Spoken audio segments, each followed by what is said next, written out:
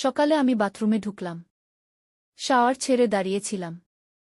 জল পড়ছিল মাথা থেকে পিঠ হয়ে বুক গলা হয়ে নিচে। চুল ভিজে গায়ে লেপ্টে গেছিল। শরীরে হালকা কাঁপুনি। আর মন যেন কুয়াশায় ডুবেছিল। দরজা আধখোলা ছিল। হঠাৎ টুপটাপ শব্দ ছাড়াও একটা নিঃশ্বাস কানে এলো। আমি তাকিয়ে দেখি দরজার পাশে দাঁড়িয়ে আবির। চোখে জল। নাকি আগুন বুঝিনি। আমি বললাম, তুমি এখানে কেন? আবির বলল, তোমার চুলের জল আমার ঘর পর্যন্ত পৌঁছেছে। আমি থামতে পারিনি। তুমি চাইলে চলে যাব। তুমি চাইলে থাকব। আমি চুপ। শুধু জল পড়ছিল। তবুও মনে হচ্ছিল এই জলের নিচে আগুন জ্বলছে।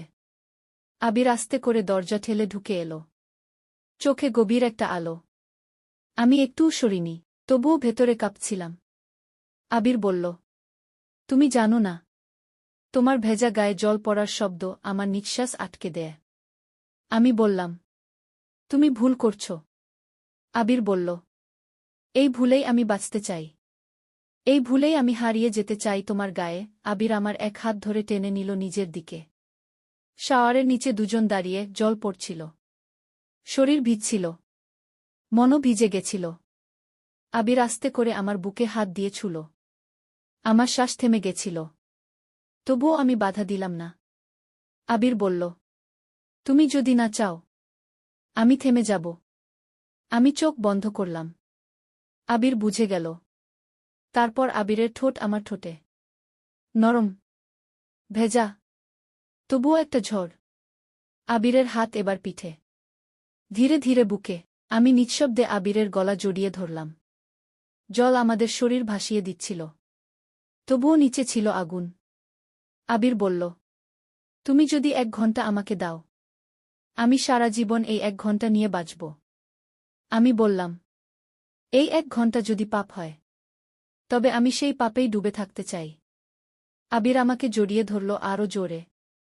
আমার ঘাড়ে ঠোঁট। গালে কিস। বুকে স্পর্শ। আমি আবিরের কানে বললাম, আরও কাছে এসো। আবির বলল, এই জল, এই গন্ধ, এই শরীর, সব আমার। একটা দীর্ঘ নিঃশ্বাস। একটা জড়ানো শরীর। একটা শব্দহীন ভালোবাসা। ঘণ্টা পেরিয়ে যাচ্ছিল। তবুও মনে হচ্ছিল সময় থেমে গেছে। জল থামেনি। আমরাও না। প্রিয় দর্শক, আজ তোমাদের জন্য এনেছি এক অন্যরকম গল্প। এই গল্পে আছে এমন কিছু মুহূর্ত যা শোনার পর তোমার শরীর ভিজে যেতে পারে, মন কাঁপতে পারে, আর রাতের ঘুম হারিয়ে যেতে পারে। তাই এখনই বলে রাখছি, ভিডিওটা শুরু করার আগে 1 গ্লাস ঠান্ডা পানি পাশে রাখো। একটা রুমাল বা টিস্যু নাও। আর মন খুলে অনুভব করো। আর যদি ভালো লাগে, চ্যানেলটা সাবস্ক্রাইব করো। লাইক দিতে ভুলো না। কমেন্টে জানাও তোমার অনুভব। ঘরটা বড়। 3 তলার উপর। দেয়ালে নতুন রঙের গন্ধ। আমি সবে এই বাড়ির বউ হয়ে এসেছি। আমার স্বামীর আগের পক্ষের ছেলে। নাম আবির। অনেকদিন হোস্টেলে ছিল। আজ ফিরেছে। দরজা খুলে দেখলাম, আবির কালো গেঞ্জি আর সাদা প্যান্টে দাঁড়িয়ে, চোখে চশমা। কিন্তু চশমার ভেতরের চোখে একটা অদ্ভুত আলো। আমি বললাম, এসো তোমার ঘরটা দেখিয়ে দিই। আবির মাথা নাড়ল। একটু হাসল। তবে চোখ সরাল না। আমি বুঝে গেছিলাম, এই ছেলেটা চুপ থেকেও অনেক কিছু বলবে। তার চোখ দিয়ে রাতে খাওয়ার টেবিলে বসে আবির আমার রান্না খাচ্ছিল মন দিয়ে, তবুও আমি বুঝছিলাম, চামচের চেয়ে বেশি চলছে চোখের ভাষা। ঘর অন্ধকার হতে হতে আমি সিঁড়ির ধারে দাঁড়িয়েছিলাম। আবির উপরে উঠছিল। আমার পাশে থেমে বলল, ঘর অনেক বদলে গেছে। আমি বললাম, ঘর পুরনো, শুধু পর্দা পাল্টেছে। আবির বলল, ঘরের আলো পাল্টেছে। তোমার গন্ধে এখন ঘরটা অন্যরকম লাগে। আমি কিছু বললাম না। তবুও বুকের ভেতর হালকা একটা কাঁপুনি। রাতে আমি বাথরুমে গিয়েছিলাম। শাওয়ারের নিচে দাঁড়িয়ে জল পড়ছিল। হঠাৎ দরজার পাশে কারো নিঃশ্বাস। আমি বললাম, কে? আবিরের গলা। সরি। আমি ভেবেছিলাম তুমি বেরিয়ে গেছ। আমি বললাম, এইভাবে দরজার পাশে দাঁড়িয়ে থাকা ঠিক না। আবির বলল। দরজার নিচ দিয়ে তোমার ভেজা ছায়া পড়ছিল। চোখ ফেরাতে পারিনি। আমি জল বন্ধ করলাম। তোয়ালে ধরলাম। তবুও বুঝতে পারছিলাম। দরজার ওপারে আবির দাঁড়িয়ে আছে। আমি বললাম, তুমি যাচ্ছ না কেন? আবির বলল, তোমার ছায়া আমাকে আটকে রেখেছে। আমি দরজা খুলে একটু মাথা বের করে তাকালাম। আবিরের চোখ আমার চোখে। আবির বলল, তোমার চোখ আমার ভেতরের আগুন জ্বালিয়ে দেয়। আমি দরজা বন্ধ করে দিলাম। তবুও ঠোঁটে একটুকু হাসি, যেটা আমি আটকাতে পারিনি। শাওয়ারের নিচে সেই 1 ঘণ্টা কেটে গেল। জল পড়া থেমে গেল। কিন্তু আমাদের চোখের ভেতরে আগুন জ্বলতেই থাকল। আমি বিছানায় গিয়ে শুয়ে পড়লাম। শরীর শুকনো, তবুও মন ভেজা। চোখ বন্ধ করলেই মনে পড়ছিল আবিরের কাঁধে মাথা রাখা মুহূর্তটা, যেখানে আমি প্রথমবার নিজের ইচ্ছে ছুঁয়েছিলাম তাকে। রাত গভীর। হঠাৎ দরজায় টোকা। আমি বললাম, কে? আবিরের গলা। আমি। একটু কথা ছিল। আমি বললাম, এখন নয়। শরীর ক্লান্ত, মনও। আবির বলল, আমি শুধু একবার তোমার চোখের দিকে তাকাতে চেয়েছিলাম। তুমি না বললে চলে যাব। আমি দরজা খুলে তাকালাম।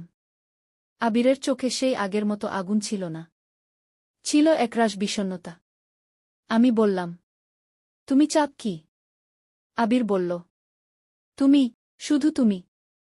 আমি বললাম, আমরা যা করেছি তা ভুল ছিল। আবির বলল, তবুও সেই ভুলেই আমি শান্তি পেয়েছি। তুমি যদি বলো থেমে যেতে, তবে আমি নিজেকে আটকে রাখব। আমি চোখ সরিয়ে নিলাম। তবুও আবিরের নিঃশ্বাস যেন আমার গায়ে লেগেছিল। আবির চলে গেল। কিন্তু দরজার ফাঁক দিয়ে হাওয়া ঢুকল। আর সেই হাওয়ায় আমি আবার ভিজে গেলাম। সকালে আমি রান্নাঘরে ছিলাম। আবির এসে দাঁড়ালো পাশে। চোখে ক্লান্তি। তবুও আবির বলল, তোমার হাতের গন্ধ আমার সারা শরীরে ছড়িয়ে আছে। আমি বললাম, তুমি দূরে থাকো। আবির বলল, তুমি ছুঁয়ে দিলে দূরে থাকা যায় না। চাইলেও শরীর মনে রাখে। আমি চুপ। চামচ থেমে গেল আবার। আবির আমার পেছনে এসে দাঁড়াল, হাত রাখল কোমরে। আমি এক ধাক্কায় সরে গেলাম। বললাম, আর একবার ছুলে আমি নিজেকে ধরে রাখতে পারব না। আবির বলল, তাহলে ছুঁয়ে থাকি না। চিরকাল। রাত তখন সবে নেমেছে। আমি বাথরুম থেকে বের হচ্ছিলাম, গায়ে তোয়ালে, চুল ভেজা, শরীর কাঁপছিল। হঠাৎ দরজার পাশে আবিরকে দাঁড়িয়ে থাকতে দেখলাম। আমি চমকে বললাম, তুমি এখানে? আবির ধীরে বলল, আমি শুধু তোমার চুল ভেজা অবস্থা দেখতে চেয়েছিলাম রিয়া। আমি বললাম, আবির এসব ঠিক না, তুমি জানো না আমি তোমার মা হয়ে এসেছি। আবির এগিয়ে এলো 1 ধাপ। আমি পেছন হটলাম। ও বলল, তুমি আমার মা না রিয়া, তুমি আমার সবকিছু। আমি চোখ সরিয়ে নিলাম, তবুও জানতাম ওর চোখ আমার শরীর দেখে পুড়ে যাচ্ছে। আবির বলল, তুমি জানো আমার চোখের সামনে তুমি থাকলে আমি ঠিক থাকতে পারি না। আমি ধীরে ধীরে বললাম, আবির এখন যাও, আমার শরীর ঠান্ডা জলে ভিজে আছে, তুমি থাকলে আগুন লেগে যাবে। আবির বলল, আগুন তো আগেই লেগে গেছে রিয়া, এখন শুধু ছুঁয়ে দেখতে চাই কতটা পুড়ব। আমি চুপ করে রইলাম। আবির হঠাৎ খুব আস্তে আমার হাত ধরল, আমার তোয়ালে ধরা কাঁধে ঠোঁট ছুঁইয়ে বলল, তোমার গন্ধ পাগল করে দেয়া। আমার শরীর কেঁপে উঠল। আমি চোখ বন্ধ করলাম। আবির আমার খুব কাছে এলো, এবার কোমরে হাত রেখে বলল, শুধু একটু জড়িয়ে ধরতে দাও। আমি কিছু না বলে দাঁড়িয়ে রইলাম। আবির আমার গায়ে বুক ঠেকিয়ে জড়িয়ে ধরল, ওর নিঃশ্বাস আমার গালের পাশে পড়ছিল। আমি ঠোঁট কাঁপিয়ে বললাম, আবির থামো। আবির বলল, থামতে পারবো না রিয়া, আমি তোমার ঠোঁট চাই। আমি চোখ বন্ধ করতেই আবির আস্তে আস্তে আমার ঠোঁটে ঠোঁট ছুঁইয়ে দিল, একটুকু খুব কোমল ছোঁয়া, তবুও আমার পুরো শরীর কেঁপে উঠল। সেই মুহূর্তে মনে হলো আমি একটা নিষিদ্ধ স্বপ্নে ঢুকে গেছি। আমি ধাক্কা দিয়ে ওকে সরিয়ে দিলাম, বললাম, এসব ঠিক না আবির, এসব ভুল। আবির বলল, এই ভুলেই আমি বাঁচি, এই ভুলেই আমি ঘুমাই। আমি ঘরে চলে এলাম, দরজা বন্ধ করেও বুঝতে পারছিলাম ওর কিসের সেই ছোঁয়া আমার ঠোঁটে এখনো আছে, ওর বুকের ঘ্রাণ আমার শরীরে মিশে গেছে। আমি বিছানায় শুয়েছিলাম, কিন্তু ঘুম আসছিল না। বারবার ওর ঠোঁটের ছোঁয়া মনে পড়ছিল, বারবার মনে হচ্ছিল আমি আবার চাই আবার। রাত পার হয়েছে, তবুও শরীর কাঁপছে। আমি এখনো বিছানায় বসে আছি, চোখে ঘুম নেই, ঠোঁটের সেই স্পর্শের আগুন যেন শুকিয়ে গিয়েও পোড়াচ্ছে। হঠাৎ দরজায় ধাক্কা। আমি চমকে উঠলাম, বললাম, কে? ওপাশ থেকে আবির বলল, রিয়া দরজা খুলো, একটা কথা ছিল খুব দরকারি। আমি ধীরে দরজা খুললাম। আবির সামনে দাঁড়িয়ে, চোখ লাল, শ্বাস ভারী। ও বলল, আজ আমি ঘুমাতে পারিনি, তোমার ঠোঁট এখনো আমার ঠোঁটে লেগে আছে। আমি চোখ সরিয়ে বললাম, এসব কথা বলো না। আবির বলল, আমি আর পেরে উঠছি না, আজ শুধু একবার তোমার বুকের ভেতর মুখ রাখব, কিছু করব না, শুধু ছুঁয়ে থাকব। আমি বললাম, আবির এটা বাড়াবাড়ি হচ্ছে। আবির বলল, বাড়াবাড়ি নয় রিয়া, আমি ভালোবেসে ফেলেছি তোমায়, আমার শরীর তোমার শরীর চায়, এটা অপরাধ হলে আমি দোষী। আমি কিছু বললাম না। আবির আস্তে আস্তে আমার দিকে এগিয়ে এলো, আমার হাত ধরে ওর বুকের কাছে টেনে নিল। আমার কাঁধে ওর ঠোঁট ঠেকল, বলল, তোমার গায়ে আমার নাম লেখা রিয়া, আমি কোথাও যেতেই পারি না। আমি চোখ বন্ধ করলাম, ওর নিঃশ্বাস আমার গলা বরাবর নেমে এলো। ওর ঠোঁট এবার আমার ঘাড়ে ছুঁল, আমি শিউরে উঠলাম। আমি বললাম, আবির থামো প্লিজ। আবির বলল, যদি বলো থামব, যদি চাও তোয়ালে খুলে তোমার সবটুকু জড়িয়ে ধরব। আমি হঠাৎ ওর মুখ চেপে ধরলাম, আমার ঠোঁটে ওর ঠোঁট আবার ছুঁয়ে গেল, এবার গভীর এক চুমু, দীর্ঘ এক মুহূর্ত। আমি আবিরকে আলতো করে বিছানার দিকে ঠেলে দিলাম। ও বলল, তুমি কি থেমে যাবে না? আমি বললাম, আমি জানি না আবির, আমি শুধু জানি এই শরীর এখন তোমার ছায়ায় আটকে গেছে। ও বলল, তাহলে আমি আজ রাতে শুধু তোমার ছায়ার নিচে শুয়ে থাকব, কিছু করব না, শুধু তোমাকে জড়িয়ে ঘুমাব। আমি চুপ করেই ওর বুকের ভেতর মুখ রাখলাম, ওর গন্ধ আমার চুলে মিশে গেল। রাত তখন নিঃশব্দ, শুধু আবিরের বুকের ধাক্কা আর আমার নিঃশ্বাস একসাথে মিলিয়ে যাচ্ছিল। এই ভুলের মধ্যে যে শান্তি আমি খুঁজে পেলাম, সেটা সত্যি ভালোবাসা ছাড়া আর কিছু ছিল না। সকাল হয়ে গেছে। আকাশে রোদ উঠেছে, তবুও আমার ঘরের পর্দা নামানো আলো ঢুকছে না। আবির এখনো ঘুমিয়ে আমার পাশে বুকের মধ্যে মুখ গুজে রেখেছে। ওর নিঃশ্বাস এখনো আমার গলা ছুঁয়ে যাচ্ছে, আমি চোখ বন্ধ করে অনুভব করছিলাম। গত রাতটা স্বপ্ন ছিল না, সেই চুমু, সেই জড়িয়ে ধরা, ওর বুকের তাপ, সব কিছুই সত্যি ছিল। আমার গায়ে আজও আবিরের ছোঁয়া লেগে আছে, ঠোঁটে লেগে আছে ওর ঠোঁটের চাপা নরম চুমু। আমি আলতো করে ওর মাথায় হাত রাখলাম আর চুলে আঙুল চালালাম। আবির তখনও ঘুমিয়ে, কিন্তু যেন ঠোঁটের কোণায় হাসি।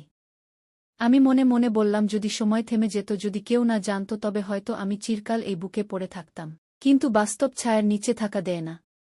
আমি ধীরে বিছানা ছেড়ে উঠে পড়লাম, তোয়ালে পরে দাঁড়িয়েছিলাম জানালার ধারে। হঠাৎ পেছন থেকে আবির বলল, রিয়া তুমি চলে যাচ্ছ? আমি চোখ সরিয়ে বললাম, হ্যাঁ। আবির বলল, কোথায় যাবে তুমি, যেখানে আমি নেই? আমি বললাম, সেখানে যাব যেখানে তোমার ছায়া আমার গায়ে না লাগে। আবির উঠে দাঁড়ালো, এগিয়ে এসে বলল, কাল রাতে তুমি শুধু শরীর দেয়নি, তুমি আমায় বেঁধে ফেলেছ ভালোবাসার ছায়ায়। আমি চোখে জল নিয়ে বললাম, এই ছায়ায় আমি পুড়ে মরব একদিন। আবির বলল, আমি যেতে দেব না রিয়া। আমি বললাম, ভালোবাসা মানেই সব পাওয়া নয়, অনেক সময় ছেড়ে দেওয়াটাও ভালোবাসা। আবির বলল, তবে একটা শেষ অনুরোধ। আমি বললাম, বলো। আবির বলল, শেষবারের মতো জড়িয়ে ধরো আমায়, যেন সারা জীবন তোমার শরীরের গন্ধ মনে থাকে। আমি কাঁপা গলায় বললাম, এসো।